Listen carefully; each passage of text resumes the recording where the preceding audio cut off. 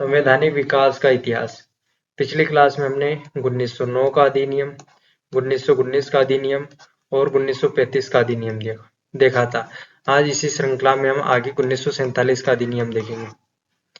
तो शुरू करते हैं आज की क्लास और देखते हैं अगला अधिनियम।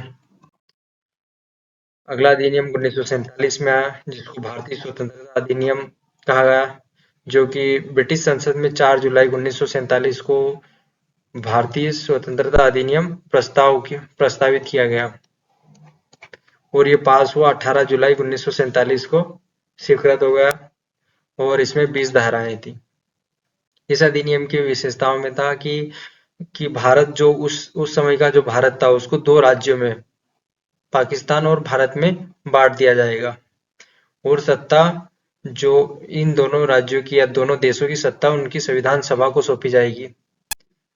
2 अधिराज्यों की स्थापना 15 अगस्त 1947 को भारत एवं पाकिस्तान नामक 2 अधिराज्य बना दिए जाएंगे। उनको ब्रिटिश सरकार सत्ता सौंप देगी। सत्ता का उत्तरदायित्व दोनों राज्यों की संविधान सभा को सौंपा जाएगा। भारत एवं पाकिस्तान दोनों अधिराज्यों में एक गवर्नर जनरल नियुक्त होंगे, जिनकी नियुक्ति उनके मंत्रिमंडल की सलाह पर हुई, जो आगे जाकर राष्ट्रपति के पद में परिवर्तित हो गया। अगली विशेषताएं, संविधान सभा विधानमंडल का भी कार्य करेगी।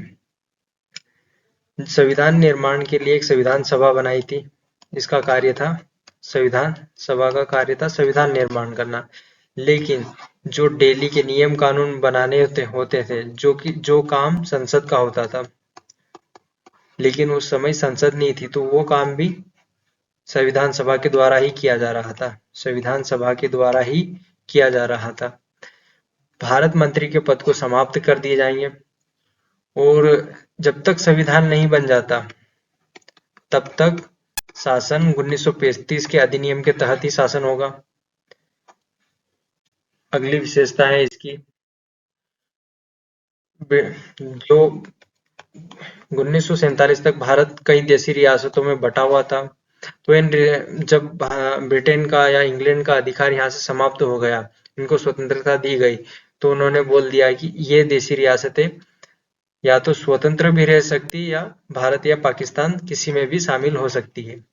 देशी रियासतों पर ब्रिटेन की सर्वोपरिता का अंत कर दिया। उनको भारत या पाकिस्तान किसी भी राज्य में सम्मिलित होने और अपने भावी संबंधों को निश्चित करने का स्वतंत्रता प्रदान की गई।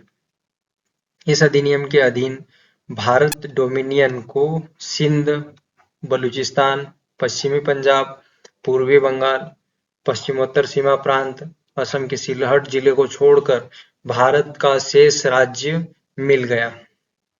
और आज हमारे अधिनियम की जो संवैधानिक विकास का जो इतिहास था, उसकी क्लास यहीं पे समाप्त होती है। आई होप आपको वीडियो अच्छा लगा हो।